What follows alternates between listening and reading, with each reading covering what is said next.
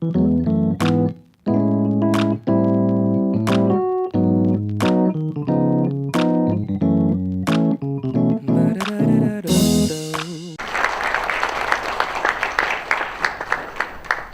you.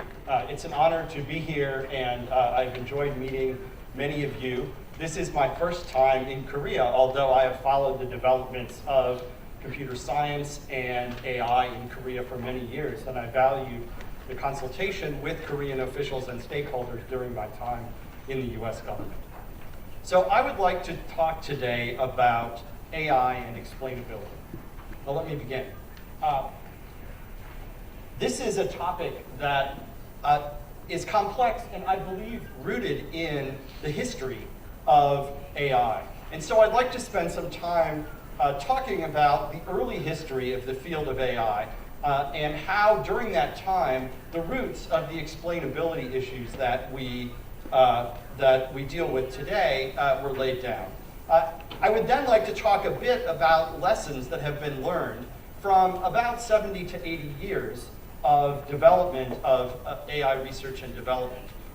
Because by understanding this history and by understanding the unusual ways that AI has developed and behaved, this will be a good route for talking about the issues related to explainability. So let me start with the brief history. And I'd like to start with what is really the birth of the field of AI. It's a paper written by McCulloch and Pitts in the late 1930s. This was a collaboration between a logician and an electrical engineer. And that really marks the key intersection of ideas that led to the birth of AI. And so McCulloch and Pitts made what was a simple but in the long run profound observation. And that was that simple mathematical structures that are inspired by the structure of the human brain are capable of doing logical reasoning. I'll repeat that again. Simple mathematical structures inspired by, not identical to, but inspired by the brain, are capable of carrying out arbitrary logical reasoning.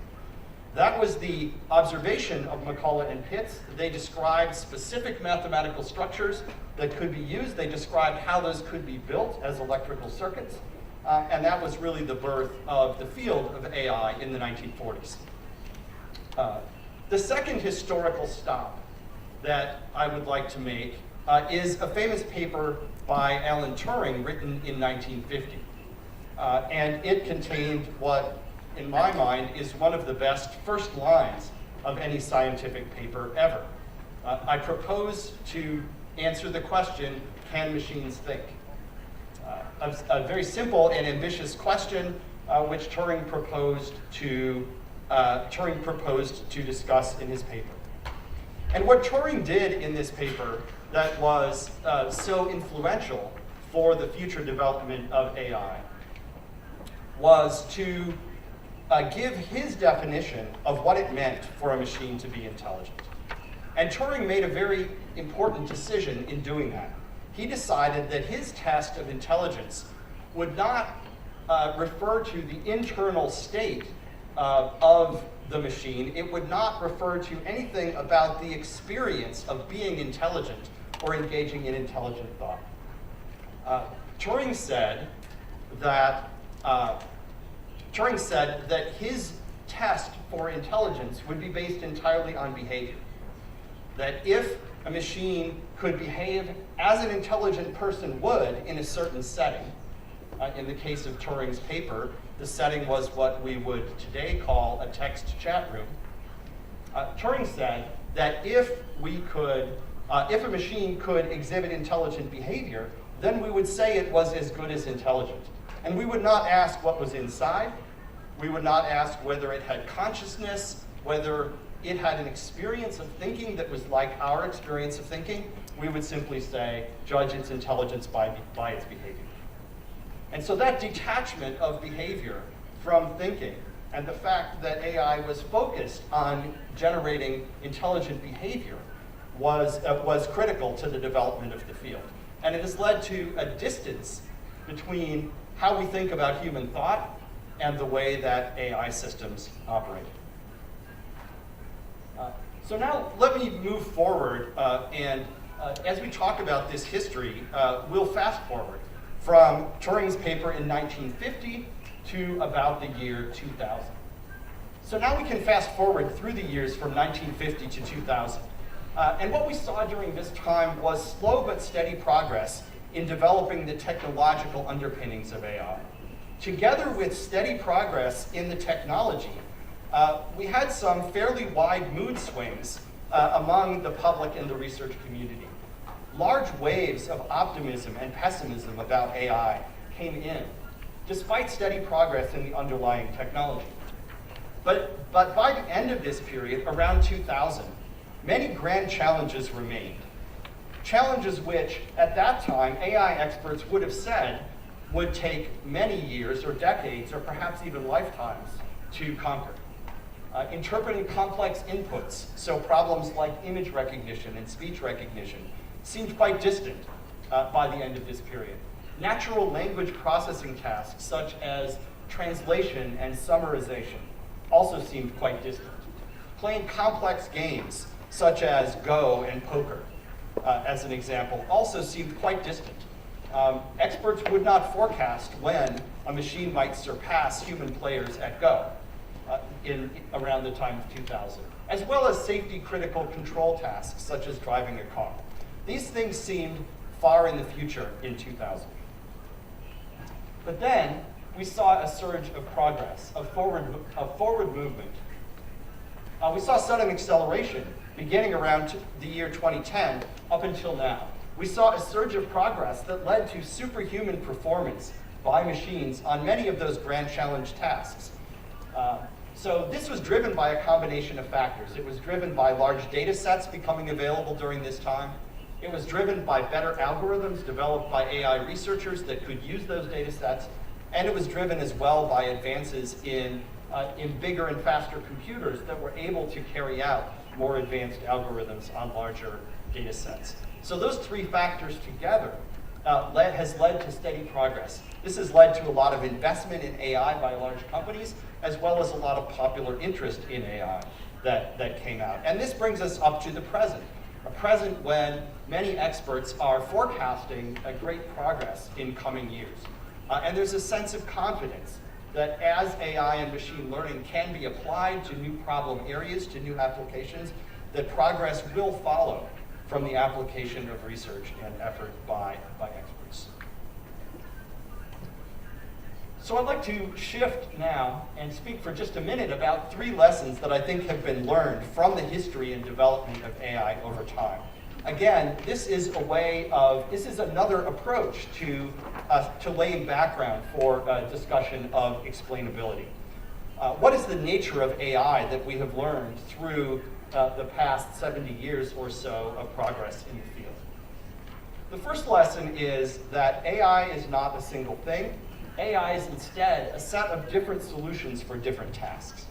AI has developed not as an all-purpose, super intelligent universal brain, but instead it's developed through a collection of narrow AI technologies. So here when I refer to narrow AI, I mean focusing on a specific narrow task, such as recognizing a certain kind of image, or recognizing a human voice speaking a particular language, or playing a particular strategic game, some narrow task, and developing task-specific solutions to that, to solving that particular task.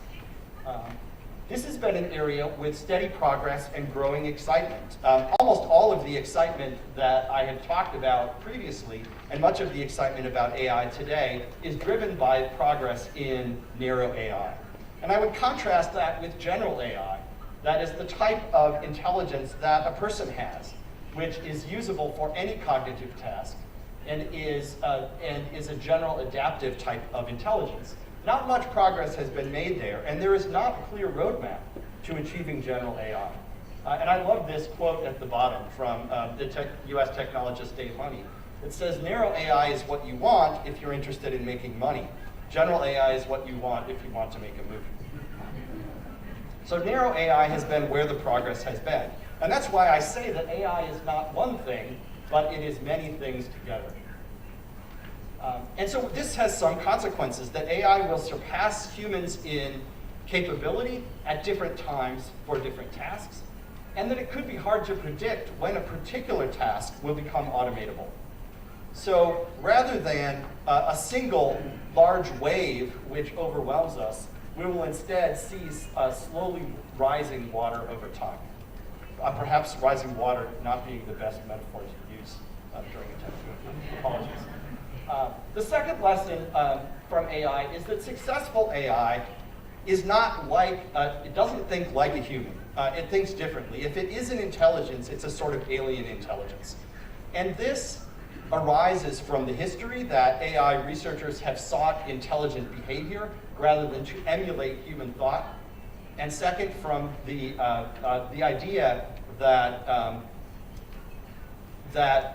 mathematical structures inspired by the brain but not the same as the brain are being used. So let me show you some errors to give you an idea. AI makes different mistakes. So here are 3 mistakes that have been made by state-of-the-art AI systems. The one on the left, picture on the left, was mistaken for an Indian elephant. The one in the middle was mistaken for an assault rifle, and this person on the right was mistaken for the actress Mila Jovovich. Let me show you what she looks like. Not a mistake that any person would make. None of these are mistakes that people would make. The one on the right is particularly interesting. You'll notice that this researcher is wearing unusual glasses.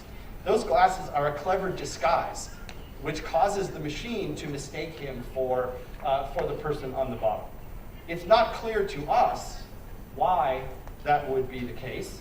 It's not clear to us why that those glasses would make him look like this, like the woman on the bottom. And yet, to an AI algorithm, it's clearly looking for something very different in recognizing faces. So when machines make mistakes, they're very different than the mistakes that we make because they think differently. So what are the implications of this? First, that AIs will make errors that are very different from human errors. It's easy to laugh at examples like this, but I should also point out that those AI systems, on average, do better than people at their tasks. And so there are mistakes which, if they could laugh, they would be that we make, that they would be laughing at if they could laugh. Advanced AI, when it's doing an activity which can be done in different styles, will have a different style than people do. Just as AlphaGo had a different style of playing Go than any human expert would. Similarly, machines have a different style. And that means that what is easy for an AI system could be difficult for people, and the other way around as well. And because of this, because the strengths and weaknesses of machines and people differ, that effective teamwork between machines and people could be very valuable, but also very difficult to do because it is difficult to work as a team with people whom you do not understand well. The third lesson from the history of AI is that on many cognitive tasks, more engineering effort or more data leads to better results. That is, the improvement in AI does not happen automatically. It requires a lot of work by human experts. When AlphaGo was first successful, the team that developed it published a paper in Nature describing their work. And that paper had approximately 15 authors, and it reflected years of work by many world-leading AI experts. So progress will happen, but it requires an investment of effort, and it requires a collection of data. But on the other hand, that investment of effort and data very often does lead to improvement in performance. Here's a good example of steady improvement by effort over time. This is a graph of the performance of the world-leading computer chess program, AI chess program, over time from the 1980s up until the present. And this looks like a story of steady improvement. The x-axis on the bottom is time from 1984 to the present, and the y-axis is ELO rating, which is the standard measure of quality of play. And so what you see is very steady progress over time. This did not look like a single breakthrough. This looked like investment of effort over time. So this means that although machines are worse than humans at learning from experience, a machine that has a lot of data might still be able to do better than people, because although it may not learn as well from experience, it will in effect have more experience from which to learn. So with that background, I'd like to talk briefly about explainability and what I think we can learn about the puzzle or problem of AI explainability based on the history and based on the nature of AI. So people often say that AI results are not explainable. I'd like to ask, what do they mean when they say that? Because it's not as obvious as you might think. For one thing, AI systems have the possibility of being, in some respects, more explainable, more transparent than a human brain. The human brain is remarkably difficult to understand. It's remarkably unpredictable. It's remarkably prone to many types of bias. In addition to its incredible performance and adaptability, it also is something which we understand very poorly.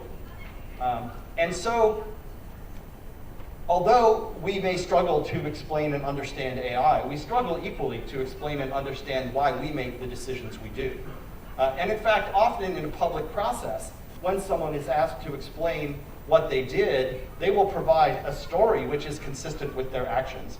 But whether that represents the true reason, the true chain of cause and effect that led to their action may be difficult to determine.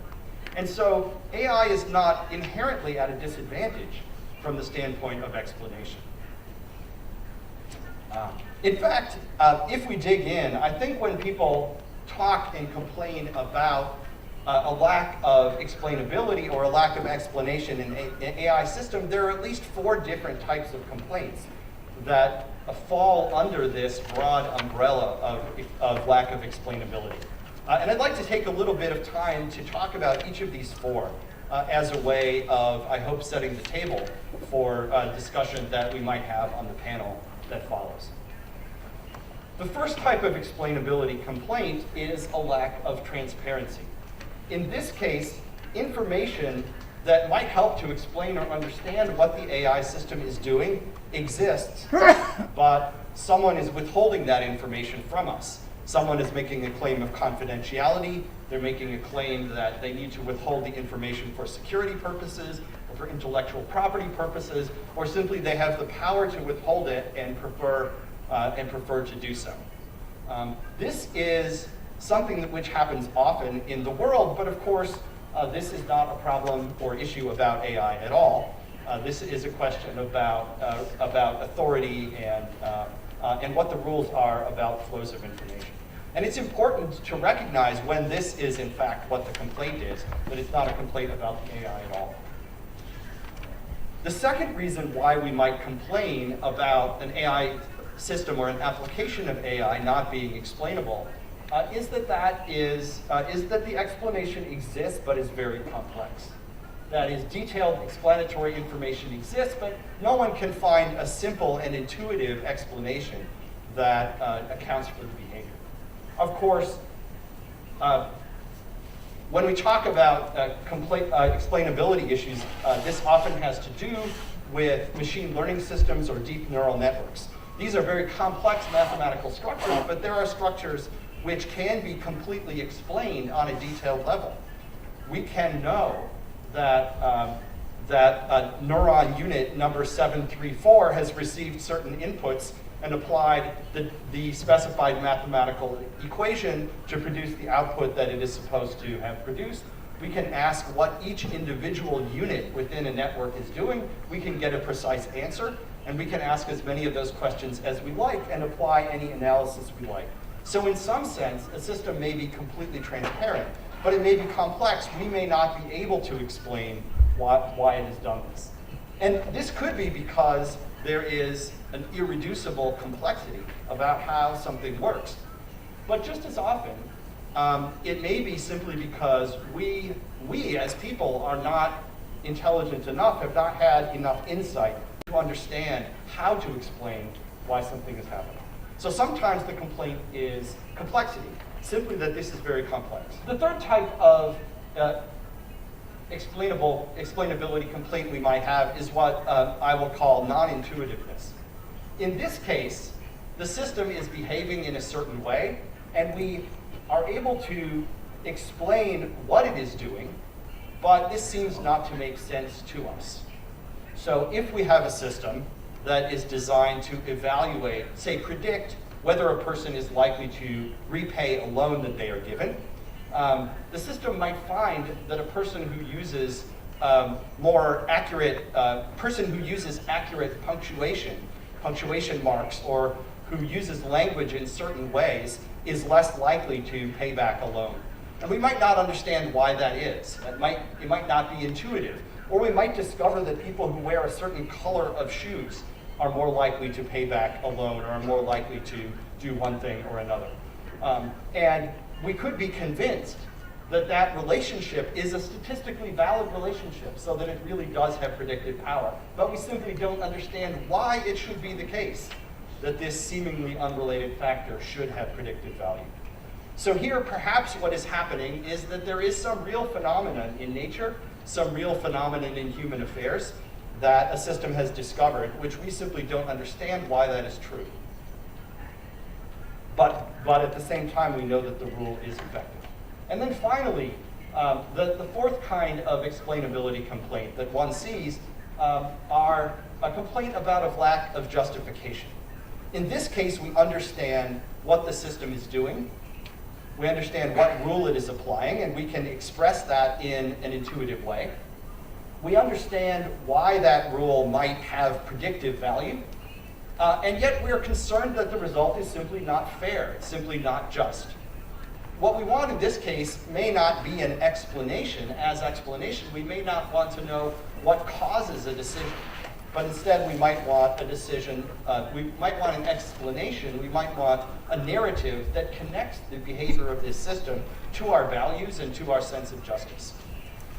This is the kind of thing that a judge might do in deciding, in explaining why they have found a particular way, why they have found a particular person guilty or liable for their behavior. What is wanted there is an explanation for why, according to the values of society, it seems fair or just to reach this outcome. That is another kind of explainability discussion that we have. So as we talk about explainability in AI, we need to recognize that that discussion is one that goes beyond simply the technical question of do we know what a system is doing, but it touches deep questions about our intuition and our values and about the processes that our societies use to make important decisions. And with that, I will stop, and I look forward to the discussion on the panel. Thank you very much for your time.